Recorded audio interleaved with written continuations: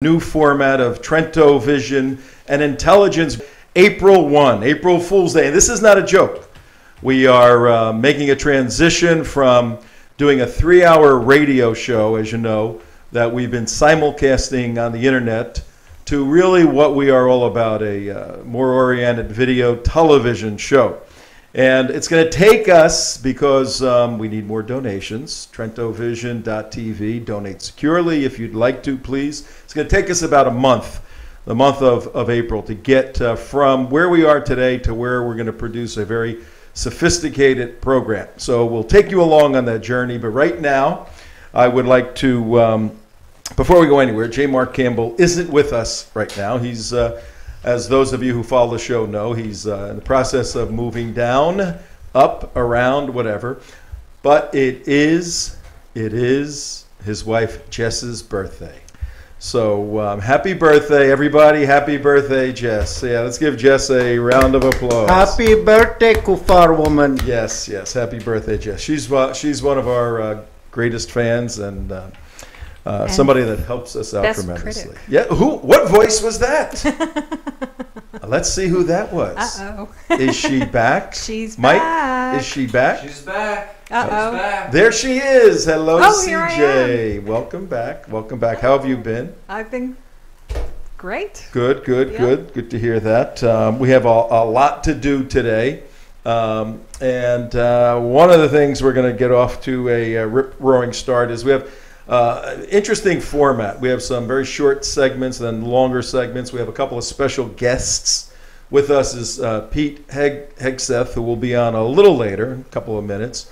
He's the head of Concerned Veterans for America. You see him on the news stations all the time. Sure then do. later, in the second half of the show, 1-hour show, second half, we have Ambassador Henry Cooper, colleague and one of the authors of Sharia, The Threat to America, tremendous guy.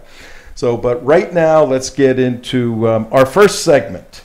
And our first segment in this national security briefing is, let's take a look at what's going on in the wonderful foreign policy experiment of President Obama, that vacation land called Libya. If you go to Libya nowadays and you can get a discount on tours. You can get a discount on tours, or you're smoking a cigarette when you're not supposed to be, or something like that. This is what happens to you. Take a watch.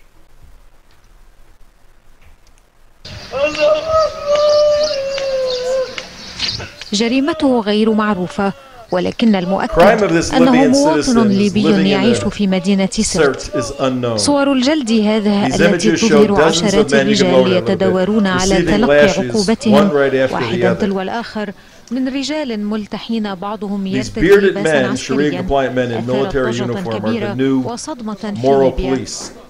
And what you're seeing now are men brought right into the center of the public square, being lashed with these small whips because they've done something wrong. This is Libya now, and this is when the Muslim Brotherhood or Muslim Brotherhood affiliates take over. And we're hearing the commentator speaking in Arabic. Basically, this is Ansar al-Sharia. Oh, where did we hear them before? Ansar al-Sharia. How about Libya, Benghazi? And we just want to show you briefly what the new world is starting to look like, with the Muslim Brotherhood implementing and insinuating themselves in Libya, which is a complete failed state now. But you know, when you prosecute an unwarranted and illegal war, as we did with Congress not really knowing anything about it in Libya, and Congress still knowing nothing about it because nobody from the administration is testifying truthfully and releasing the proper documentation. And on this briefing that we have here every day, we're going to bring you all the latest details on Benghazi. But right now, we just want to kind of go around the world, give you a feel for some of the variations occurring. Let's go. How do we get from Libya to Syria, CJ? Well, I think we travel through first Benghazi. And then, of course, we have our weapons that were seized from Gaddafi after Gaddafi was toppled over by us. And where did they end up? They were shipped to Syria. Syria. So that the Syrian rebels could topple the Assad regime. Take a look at this. This is an amazing piece of video. This is in Syria. This is an 8-year-old warrior in Syria. And he's shouting Allahu Akbar.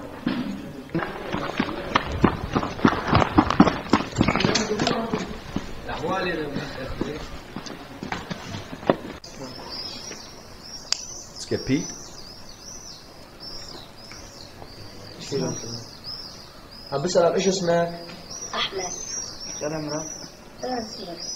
Look at this. The kid is sitting there with armed rebels, smoking cigarettes. With his AK-47. With his AK-47.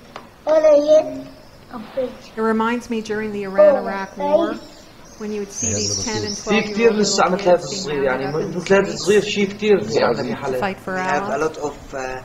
Like this kid. Yeah, I think what's happening here, and if you're driving in your automobiles on WNN 70, listening to us on the radio, or if you're watching on TrentoVision.tv, we showed a little bit about what's going on in Libya. Now we showed you an 8-year-old jihadi. They're recruiting little kids to fight because it's the mentality of Sharia-compliant Islam. Damon, if you can get Pete on the phone, we want to go from Libya to Syria to North Korea. How do we get there, CJ? We probably go through Iran. Hello? Because Syria is a client state of Iran. I got Pete on. And Iran is cooperating with North Korea on their nuke program. Hey, Pete, it's Tom Trento. How are you? I'm good. How are you? Good. Ladies and gentlemen, we have with us right now the Chief Executive Officer for Concerned Veterans for America, Pete Hegseth. And, we'll put your picture up. If you got a picture of Pete, you guys can put that up so the viewers can see it. Pete is a distinguished military veteran, infantry officer in the Army National Guard. He's been to all over the globe, but Afghanistan, he was involved in counterinsurgency instructor at the training center there in Kabul. He served in Iraq with the 3rd Brigade of the 101st Airborne, 2005-2006. Platoon leader in Baghdad, 2005. In Samarra, 2006, working in civilian military operations. Even our guest now was at Gitmo, Guantanamo Bay, not too far from those of us here in Guantanamo Bay, which Florida. They want to refurbish. Yeah, right. Pete holds 2, ladies and gentlemen, 2 Bronze Stars and a Combat Infantryman's Badge for his time in Iraq and Afghanistan. And Pete, we've been watching North Korea, and Kim Jong-un, 29-year-old psychopath. What are your thoughts on the situation in North Korea? Because it seems to be escalating, and there's a lot of people really concerned about this one, Pete. Yeah, it is a concerning situation. I mean, I think so far what we've done has been generally, in the micro sense, has been correct in sort of sending our top generation fighter over there. We've got more missile shields than last, but those are sort of band-aid solutions to a rogue state right now in Kim Jong-un, he's really looking to solidify his military credentials. Everybody knows about the cult of personality in North Korea.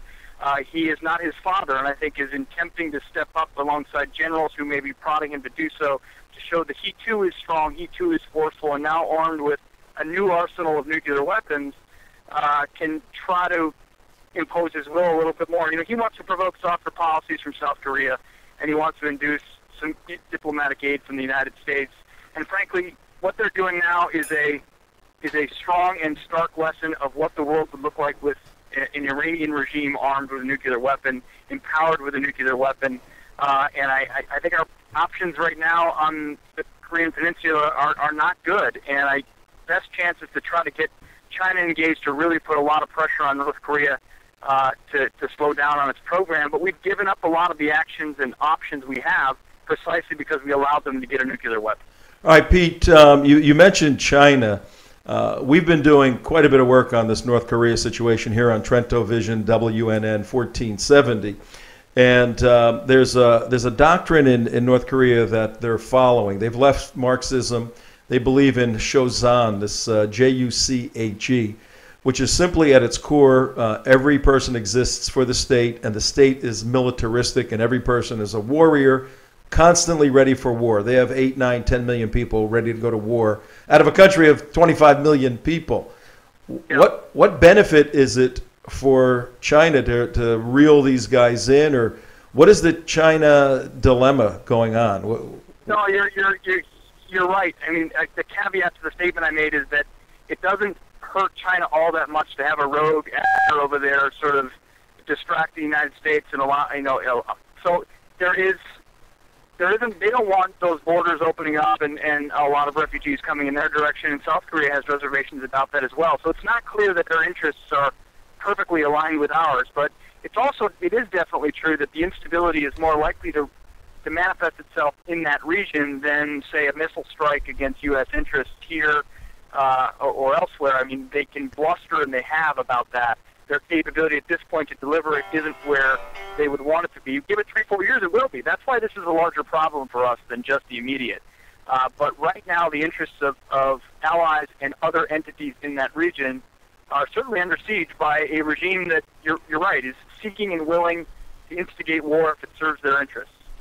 CJ, my co-host here, CJ, say hello to Pete. Hi, Pete. How are you? She has a question for you. Hi, good. How are you? Okay, thank you. I'm just wondering, 2 questions really. The first one on the role of China. China has not been particularly active in reining in North Korea, and really they're aligned with Iran now, which is aligned with North Korea. So I really don't understand how China could be a positive impact for us on North Korea. And then the other question I wanted to ask you about is these exercises that the United States and South Korea participated in with the B-2 bombers that the North Koreans found so provocative.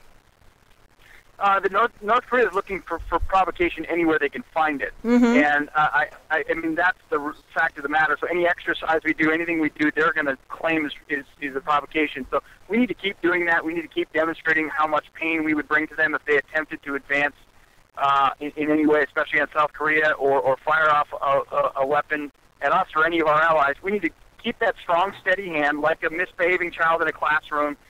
You need to have consistent and swift discipline. And we can't come in behind and give them more aid that sort of sends a signal that it's okay for them to act the way they are. Exactly. And I'll tell you, in a perfect world, you would want the Chinese engaged, but in the real world, it isn't very likely that they'll want to. But I think more, if we can find a point of leverage with them to induce some regional pressure, that's going to be as helpful as us trying to do it by ourselves. All right, Pete Hegseth, we know you have to go right now. We'll have you back maybe next week for a more extended interview, and we'll see what takes place over the next few days. Thank you very much, Thank you, Pete. Concerned Veterans for America. You take care, Pete. Yeah, he had to go. He had another interview and was gracious enough to stop in. Yeah. And our inaugural show, our inaugural guest, Pete's a great guy. We met him back at the Republican National was Convention. it at the RNC? Yeah. And he put together a phenomenal event at the RNC for veterans. And Congressman Louis Gohmert was there. Right. Obviously, several veterans. The Vaughns spoke there. Right. So, and Pete's an amazing guy. And folks, you've seen, if you watch Fox News or CNN, Pete is one of the primary spokespeople. I didn't give you the rest of the background. I mean, Pete is not only a distinguished military veteran, but he is, listen to this. He graduated from Princeton in 2003, and he's finishing his master's at Harvard's Kennedy School of Government right now. Okay. So Pete is going to, I'm sure, wind up in the U.S. Senate or somewhere in Congress and be a strong advocate for peace through strength. I sure hope so. No I like to hear around. that peace through strength message. Yeah. So CJ, we got a couple of minutes here, Okay. and I want to continue the North Korea discussion. because it's front and center on the news cycle right now. But how have you been? We missed you. Oh, What's been going on with you? Well, Passover, which I shouldn't really be here today, but I am. That's okay. All right, today and tomorrow. You have our TrentoVision dispensational blessing. Yeah, yes. but I had I was invited to a couple of really good seders. So if those of you who invited me to your seders are watching this archived, thank you very much, because I know you won't be watching today or tomorrow. So they were really good. All right, and as we did an hour, I think, last week, when we had 3 hours, now we're just doing our show tight, concise, in 1 hour. But Passover is actually 8 days, huh? Yeah, it's over Tuesday night around 8:30. That's a long one, man. Yeah, it's a long time to wait for pizza. Yeah, it is, but it's not 400 years, so be thankful for that. Yeah, I am. What do you think, Imam Abdul? I fool you, you fool me. What do you think about Passover? Not very happy with the Passover. It did not affect the Muslims when it happened, but it is specifically for you, CJ, for you Jewish people. You were just going after your run-of-the-mill polytheists with the Moses and the Pharaoh. So as long as it was nothing negative to Muhammad or Allah at the time, I have no real problem other than my just general Jew hatred. You may say Jew hatred, but I do sense a weakening in your position because you did refer to me as a person and not a descendant of apes and pigs. Well, yeah, that's I think we're making some progress on the Imam. Yeah. Plus, I think the history, 1,500 years, almost 2,000 years before Muhammad, probably didn't have anything to do with Muhammad. Yeah. Except that it's. Yeah, didn't you guys leave Egypt, wander in the desert, then go into the Promised Land? Yes. Was that before Muhammad? Oh, way before. Hey, they were there first, Imam Abdullah. What do you make out of that? Yeah. That is fine, but Al-Quds is what we call wafq. Once Muslim, always Muslim. So you are just... the turf under here, baby, is ours. Yes, and the golden dome on top is ours. We'll see how long that lasts. Yeah. But let's get back to... We want to get back to North Korea. Yeah. When I was studying communism in college, we called it monarchical. You were studying communism as a communist, or...? No, as a Russian major. Okay. All right, we got that straight. Now, what is it? So we called it monarchical Marxism, because it's handed over from generation to generation, the Marxist society, and now we're on the third generation. Yes, we are. The third generation. And, it used to be whenever North Korea would act up, we would send them a bunch of corn. We'd say, oh, they're acting up, they must be hungry. We'll just send them something to eat and they'll be quiet for a while. And of course, why we sent them corn, I don't know, because it's not part of their diet. We should have sent them rice. But maybe they would have been nicer if we had sent rice. So North Korea wants to be a player. North Korea is a player. North Korea is arming Iran with centrifuges. And we had a little accident with some North Koreans in Iran, didn't we? Well, let's go back. If you guys can come to my screen. CJ mentioned we're on the third generation of the communism handed down in a monarchical fashion. There's the chart right there on your screens. And at 20 minutes past 3 o'clock, this is Tom Trento, your host on TrentoVision.tv. This is our inaugural intelligence briefing.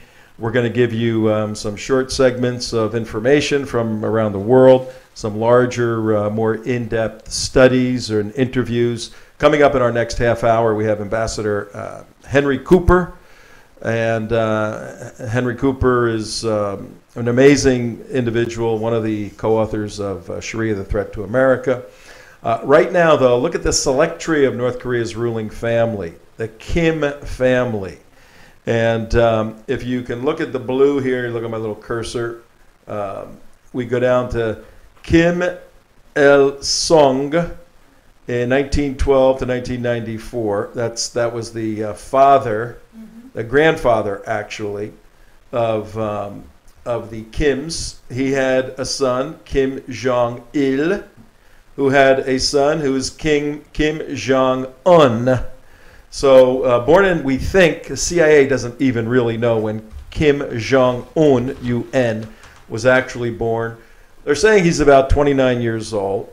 He was educated in Switzerland at some private schools under different names. Mm-hmm. And his whole thing was basketball. He's like a basketball fanatic. He loved Michael Jordan. Oh, he's very good, too. I he's very good. Explains why he likes Dennis Rodman so much, I guess. Well, maybe we can bring Rodman into this solution. As? You know, I don't know. He can go over there and say, Kimmy, maybe you know, what are you doing? Maybe he could go over there with Jesse Jackson and do some... He gonna coach an Olympic basketball team for them. It's possible, but we did a little bit of work on this last week, and as things have escalated over the weekend, and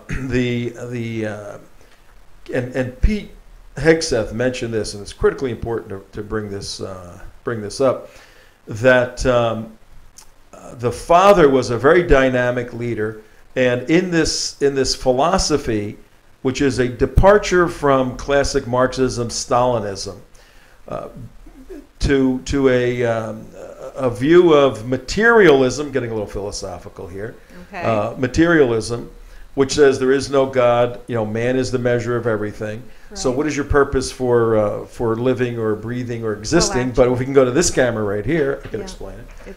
What is your purpose? Actually, the state is the reason for living, not man is the reason for living. In Korea, it gets a little different with Shozan, the philosophy of Shozan.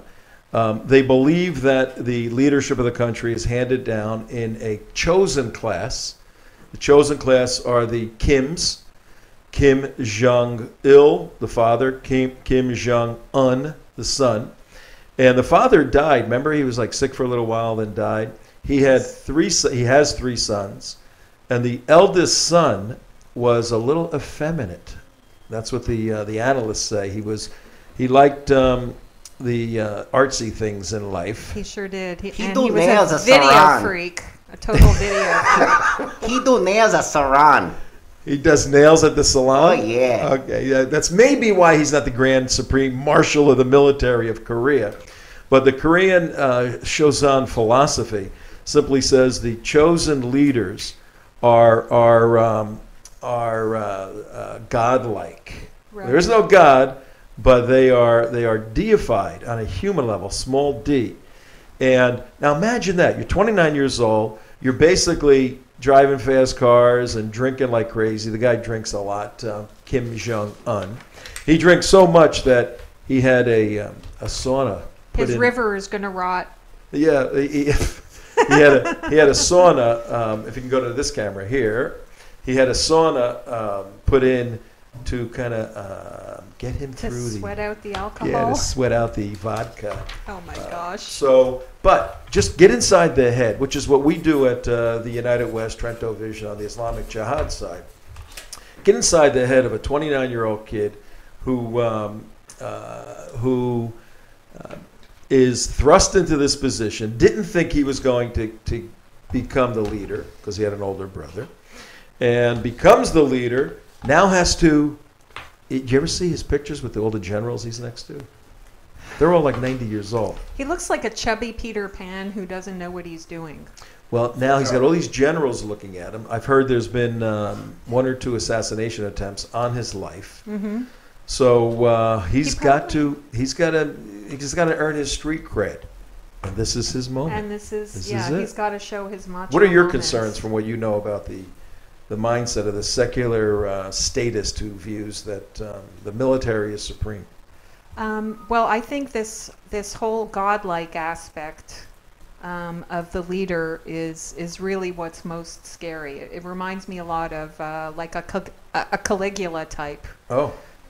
So you have basically a North Korean Caligula type running a country who has nuclear weapons, who has declared he's at a state of war with his neighbors to the south, with the United States, and he's a threat to world peace. I mean, he's a threat to everybody. And what do you think's going to happen? Where's the end game? When does this thing end, and how does it end? And for those of you driving in your cars, we're having a discussion on Korea and the escalation. And for those of you watching on TrentoVision, we're showing some pictures of Kim Jong-un and some B-roll of his activities that are taking place. Go ahead, CJ. Well, I just think that the only way that it can end is basically only when the North Korean people have an uprising against the regime. The North Korean people, is that even possible? I don't know. I think and malnourished and so brainwashed for the last 3 generations that they're really not capable of it without foreign intervention. Yeah, and the North Koreans are infamous for their wonderful prisons, put their own people in. So we need to find a way to sneak in some Radio-Free America to some people over there. I think would be a good start. Well, how the heck do they get all the weaponry and the technology and everything to Iran, which we're going to talk about a little later? How do they physically do it, or where do they get the money for it? Yeah, I think they take all the foreign aid, and instead of feeding their own populations and growing their own population, they starve their population and put all their money into military activities. It's 25%. And we fund it. Their war budget, their military budget's 25% of their gross national product. So we'll keep our eyes on North Korea for sure, as everyone is, as things are escalating there. They have declared a state of war with South Korea. They've broken off all communications. Yeah. So we shall see. But from North Korea, let's go halfway around the globe. But later on we're going to get to the Iran connection more specifically with North Korea. But we're going to take a little break and bring it local. We're going to go local right now. We're going to go local. Local indeed. We're going to go to the local minute. To our South Florida situation, another brewing situation. You were on your well-deserved time last week, and I don't know if you heard all the craziness that's going on in Florida Atlantic University. I heard a great deal of it, yeah. And we have a sort of a mixed opinion on stomping on Jesus, this situation. I don't love it, but I wouldn't tell anybody it's against the law to do it. No, this is tough because if you can come to my screen, guys, there is on Thursday of this week, you can see it right there. This is Tom Trento on WNN 1470, 28 minutes past the hour. And if you can notice on my screen, or for those of you driving, I'll tell you what it says.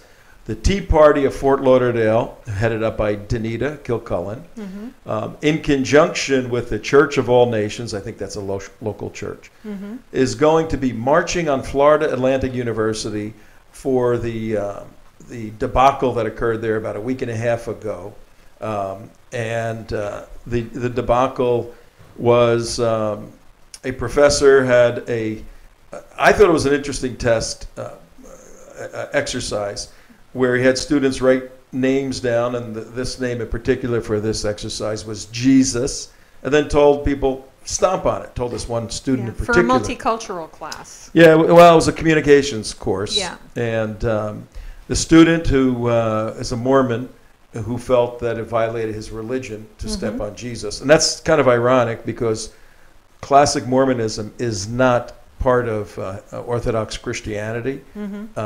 And Jesus is not viewed as I would view Jesus. They're totally, completely different views. Yeah. But regardless of that, study the Gospels. Yeah, regardless of that, this kid, felt that it would violate his beliefs. And then there's a lot of confusion at that point whether or not the kid was told he had to. And it's a developing story, but all we want to bring to your attention now, we're going to cover this. Back to my screen. Is that on Thursday the 4th, there will be a march. If you're interested in marching against FAU, and this isn't just for the Jesus Stomp, it's for the eviction notices that were hung on Jewish students' dorms last year. Right, by the SJP. It's for the SJP, Students for Justice in Palestine. It's for their Jew hatred this year, throwing us out, all of that. So if you want to go on this march, it is Thursday, April 4th, 11 o'clock, starting at the Church of All Nations on 4th Avenue in Boca Raton, not far from the campus, just a couple of blocks. So contact me, Tom, at TrentoVision.tv. We'll give you all the information. Let's go from that campus. This is kind of the chaos on the wacky campuses in America. Right. But I got to tell you, FAU is particularly wacky. Yes, it is. Yeah. Yes, They're really putting themselves in the news. They are. But now let's go to another campus. This is, and for the guys, Ambassador Cooper just called. Do you have his number where you can tell him we'll call him in a few minutes by any chance? Yes, I do. Okay, call that offline. Tell him we'll call him in a couple of minutes. And then we'll bring him in for our Iran piece of all of this. But right now we're going to Dr. Ben Carson. Dr. Ben Carson is twins, which is pretty amazing in and of itself. I saw the movie of his life story. It was very inspiring. I never saw that. Yeah, it was on the Lifetime channel. You probably don't watch that. But Mike, if you can come to my screen, listen to this. This is the irony. Play that first. Play the Hannity piece. Then we're going to go to my screen from there. This was on Hannity the other day. This got Dr. Carson in a lot of trouble with students, and it's just bizarre. So we'll play that. If not, want me to come back to it? Okay. They've really been going after him. Yeah. The left has really been going after him. We have the issue of the Supreme Court dealing with 2 issues involving gay marriage. Well, my thoughts are that marriage is between a man and a woman. It's a well-established, fundamental pillar of society. And no group, be they gays, be they NAMBLA, be they people who believe in bestiality, it doesn't matter what they are, they don't get to change the definition. So it's not something that's against gays, it's against anybody who wants to come along and change the fundamental definitions of pillars of society. It has significant ramifications. You know, it was interesting because Justice Sotomayor brought up the issue of polygamy and incest. Where does the definition stop? And I guess we'll be debating it for the weeks and months to come. But Dr. Carson, thank you. Yeah, Dr. Carson is a rising star for sure. Mike, if you can come to my screen now. Here's what's happening as a result of that little statement. Did you see anything or hear anything offensive in there, CJ? No, I heard a man's opinion about society, about marriage. I'm on your screen. And that's pretty much it. Oops, sorry. Okay. Yeah, what he said was, he said, no group, whether it's a gay group or NAMBLA, North American Man-Boy Love Association, they've been at it for a long time, or groups that believe in bestiality, or Hannity said polygamy, all of these. Right. Ben Carson, the prominent doctor, said nobody has the right to change what historically has been the foundation of Judeo-Christian worldview, a man and a woman, right? Well, for that, if you look at this, this is out of BizPac Review. They've picked it up.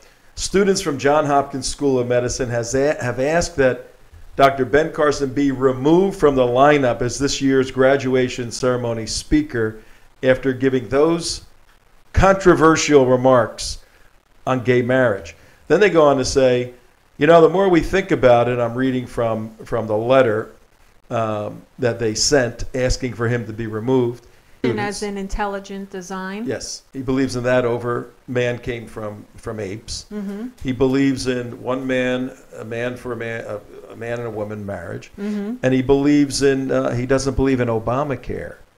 And students got together. He hit the trifecta there, yeah, didn't he certainly did. That they said he's out of sync with university thinking. At Johns Hopkins University, we don't want him anymore as our speaker. What qualifies him to have an opinion on Obamacare? Is he in the medical field or something?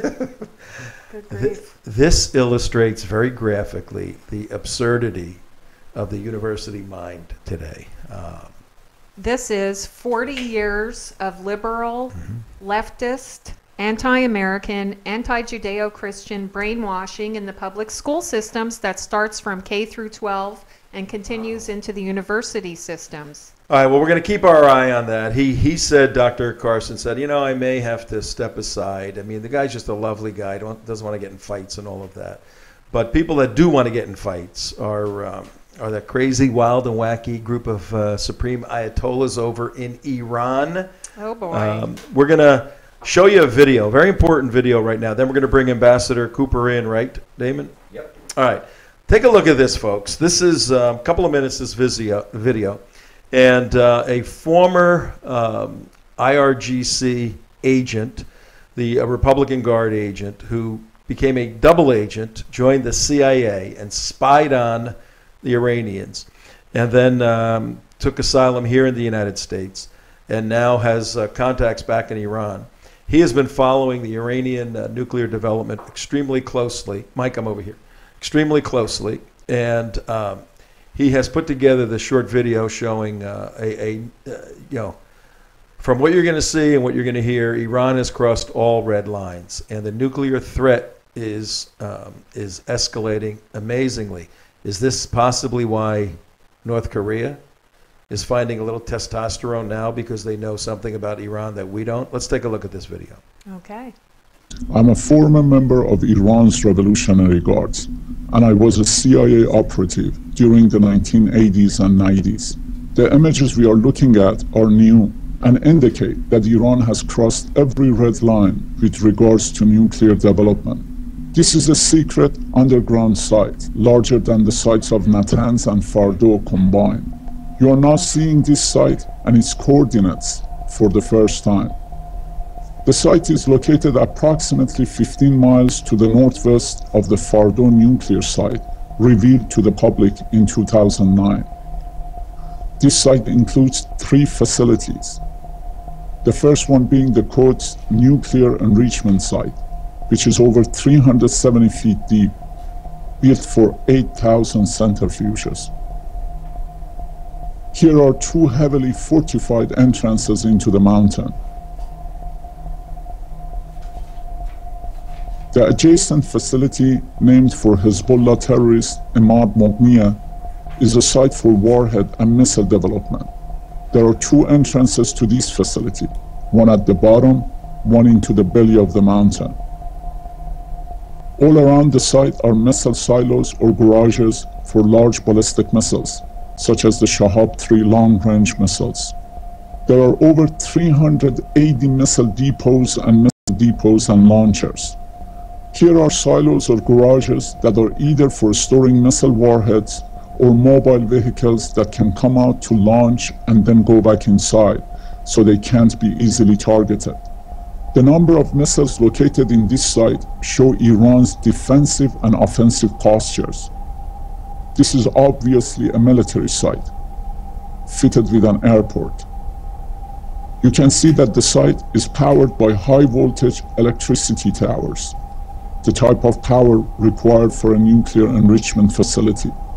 Surrounding the sites are barbed wire fences lined with security towers. The specifics passed by informants and sources indicate that Iran is near the final stages of building a nuclear bomb, and therefore they have crossed every red line by any standard. Okay, Oh my that's spooky stuff for sure. Yeah, that's nightmare. We're going to get Ambassador Henry Cooper on the phone right now. He's the chairman of the board of directors of High Frontier and chairman emeritus of Applied Research Associates. He was appointed by the president, as President Reagan, to serve as Deputy Assistant Secretary of the Air Force with oversight responsibility for strategic and space systems, served as Assistant Director of the Arms Control and Disarmament Agency. He on and on and on. He was part of the negotiating team of the Geneva Defense and Space talks with the Soviet Union back in the 80s over the Strategic Defense Initiative. He's an expert on EMPs, electromagnetic pulse bombs. He holds a BS and MS from Clemson and a PhD from New York University, all in mechanical engineering. My goodness. So, yeah, and I've had the distinct pleasure several times of serving on panels and speaking together with Ambassador Henry Cooper. So I know he's driving around right now. If we can find him, we'll bring him in. Okay. And he has done a lot of work on these issues and knows quite a bit about the Iranian nuclear situation. We got him yet? No. Okay. Okay. Not a problem. Not a problem at all. There were a couple of items that Reza brought up what was that? in that video. Specifically, I'm interested, and I would love to ask the ambassador about this accident that happened at Fordo. Oh. Okay, which involved the deaths of several North Koreans. And what were the North Koreans doing hundreds of feet underground in Iran with exploding centrifuges? They were on vacation. They were vacationing. They were on a holiday. That's how yeah. you get your holidays when you're North Korean, right? Yeah, you go That's to where Iran. You go to Iran. But 370 feet deep. Well, yeah. The okay, so bunker busters are not going to work here. That's too far down. So what can we do? And maybe maybe you can ask the ambassador this. What can we do to protect ourselves from Iran? Well, if you remember back, when was Netanyahu speaking? That was in September of last year. That was in September at 2012. the UN General Assembly meeting.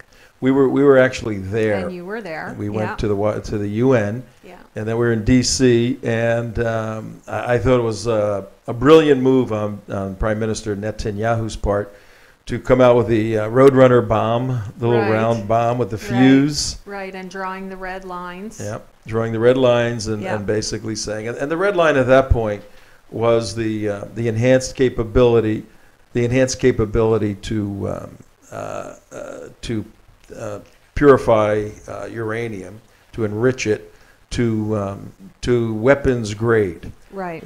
Uranium is obviously formed naturally in the earth, and if you screw with it and cook it and fry it and smash it and spin it, you make it go crazy. And our friend Mark Langfan has a really good detailed article about how that process is done. Yes, he does. And if you make it go crazy enough, then it'll go crazy on your head and take out large chunks of land. And if human beings happen to be there, they're no longer there. And you can't live there for like 64,000 years. Right. So, so this is these are ungodly weapons in many respects, and we're the only country that ever used them twice to save literally millions of lives. We have him.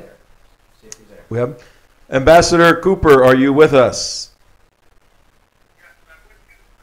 Hang on, we're just fixing the audio here. Is he with us? I do hear you. I hear him from over there. I'm on the phone, and I hope you can hear me. We're driving in North Carolina, so.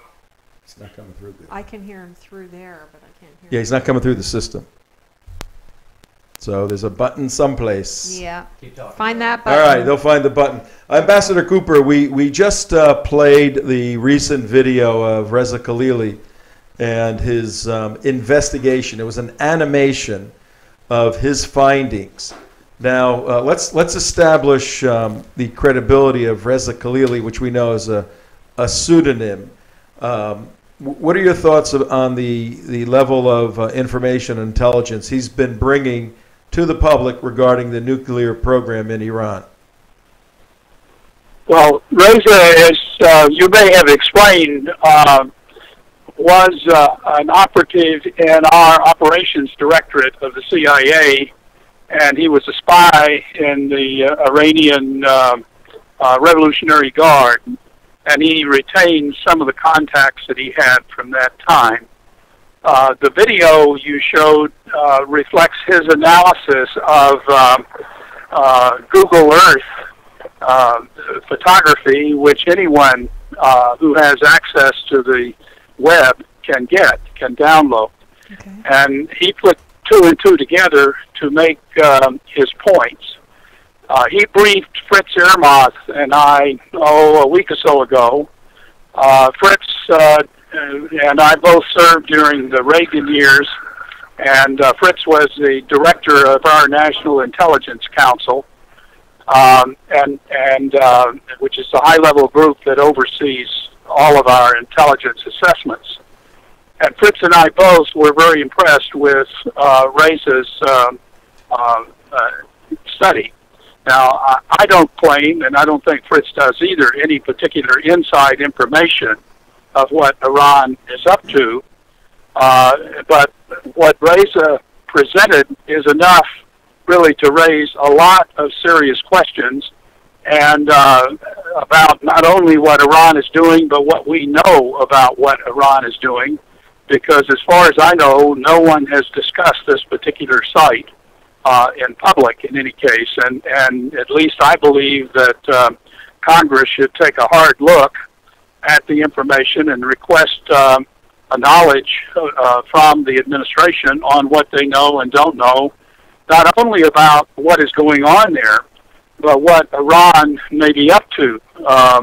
It's not clear to either Fritz or me that we really understand what is behind Iran's strategic thinking or even tactical thinking.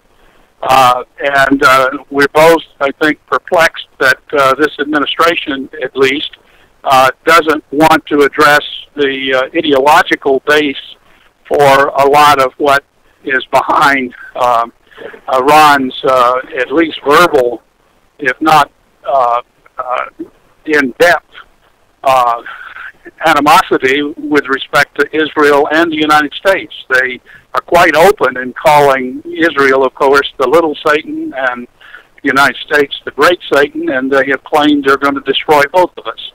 So when we see this kind of activity going on, a lot of questions at least come to our minds about what Iran is up to and why they're up to it, and whether or not we know about this and are factoring it into our analysis, for example, of President Obama's recent trip to Israel, when he asserted that Iran is at least a year away or more from crossing the red line and developing a nuclear weapon. If they know about what Reza showed us, then it'd be interesting to at least to the Congress and the people with appropriate clearances in the Congress to understand what the administration's thinking is and what's behind their assessment. If they don't know about it, then I think that's another story entirely, and raises a whole set of questions about the base of our knowledge in the intelligence community. It wouldn't be the first time, of course, that the intelligence community could be surprised about estimating when someone is going to develop a nuclear weapon or a particular ballistic missile capability to deliver that weapon. Yeah, exactly. We have had failures before, and we know we only have you for a few moments, Ambassador, but I mentioned earlier that we are co-authors, part of the team of 19, Sharia, the Threat to America, and that book takes a look at the threat doctrine of Islam and the mindset, all of that. Briefly, to what degree do you believe the Shia mindset of the 12th Imam, the Twelvers, and their whole eschatology about their interest in developing nuclear weapons and the missiles to deliver them, not only against Israel and other places in Europe and so on, but also to the United States? And they have at least two ways they can do that. One is using the long-range missiles that they have already used to put satellites in orbit. And as everyone who thinks, 10 seconds about the issues realizes that if you can put a satellite in orbit, you can set off a nuclear weapon anywhere, over any particular place on the surface of the Earth, and in particular over the United States. That would allow them to create an electromagnetic pulse, an EMP, which you may have discussed with your audience as well. And there's a lot of really sound technical scientific evidence that could potentially shut down our power grid, and that could return the United States to the 19th century from the point of view of what our industry would be like, our power, our electricity, our communications, and so on. And we don't have the agrarian society we lived with in the 19th century, and the judgment is that up to 2/3 to 3/4 to 90%, even some have estimated, of the American people could perish within 6 months to a year. So, I mean, this is an existential threat that could come from a satellite that could also launch the nuclear weapon from a ship off of our coast, and we don't today have very good defenses against that at all. So while everybody is focused at the moment on North Korea, which is also, they work hand in hand with Iran on both the nuclear technologies and ballistic missile technologies, everybody's focused on North Korea at the moment. But Iran, in my mind, offers as great a threat, if not a greater threat, because of their declared animosity and their threat to the United States as well as Israel. And you're absolutely right. As far as I'm concerned, this stems from their ideological base, their theological base, and Sharia law is the thing that directs them against all Americans. Reza, by the way, I understand, is a converted Christian, so he's an apostate. That's also the reason he uses a pseudonym. Yeah, of course. We know we only have you for a couple of minutes, but CJ has a question, and this will be the last question. Okay, yes, please. I'm wondering, Iran doesn't really even have to use any nuclear weapons. Just let us know that they have them, and especially because they're so close now. Can't they just hold the entire world hostage and use that as leverage against us to spread their Shia Islam worldwide without actually having to use a nuclear weapon? Maybe that's what they're up to. I really don't know. It could be. It strikes me. I wouldn't put anything between, beyond their strategy, but they have been quite specific in saying that they were going to destroy America. They were going to, this is not a veiled threat. It was an explicit threat, just as they have said they were going to kill all the Jews. So I don't think it's, I don't know exactly what the right word should be. It's not just a tactic to gain leverage. I believe that they are serious about developing a threat that could be imposed against us. To be sure, along the way, they'll get leverage. Is there anything that can stop them? I mean, couldn't we do an EMP attack on Iran? And that would shut down everything? New format, a 1-hour format. But I think we're going to have to do a special on EMPs, bring you back and some of your colleagues and do a TrentoVision special because, both countries now, Iran and North Korea, with the potential of an EMP over the peninsula and over America and Israel. Oh, my word. All right, Ambassador Cooper, thank you very much. Mr. Ambassador. And we'll have you back in the future, okay? Thank you very much. Okay, you take care now. That was Ambassador Henry Cooper. And if you ever want to have a wonderful time, I spoke up at the Myrtle Beach, South Carolina Tea Party deal at Myrtle Beach. Right. And had lunch with the ambassador, and we sat back and had a beer, and he told us about negotiating with the Soviets in Geneva. Oh, I would what love that was to like. hear that. Oh my gosh. I mean, the staging, the moves. What size is the table? Oh man. Who does the interpreting? And then how sweet the Soviets would be to his wife or something. Hello, Mrs. Cooper, can we help you out? Would you like something, flowers? That's called diplomacy. I think it went on for like 5 years, he said. Yeah. Just went on and on. Well, they had to do that because it was the only way they got well fed. Yeah, exactly. They needed to get out of the Soviet Union to have a good time. Geneva's party town for them. Not a bad place. Okay, we only have a couple of minutes left in our inaugural hour, moving very quickly. Yeah, very quickly. But I want to hear from... Are we going to hear from our good friend, Imam Abdullah. I fool you, you fool. Yeah, you've been listening to the show. Of course, I always listen to your show. You're my favorite infidel. Okay, what are your thoughts? Anything strike you in today's show by any chance? I will say this. I myself am Sunni, okay? I will tell you absolutely the Shias are crazy. I would not put it past this crazy Khomeini to absolutely annihilate the evil Zionist entity and then the big Satan.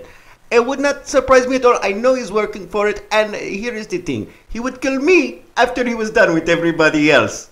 But you're a Muslim. Why would they kill you? Because let me tell you, you know this, mister. Don't play so silly, it will all come down, once we have killed all the infidels, it will be Shia versus Sunni.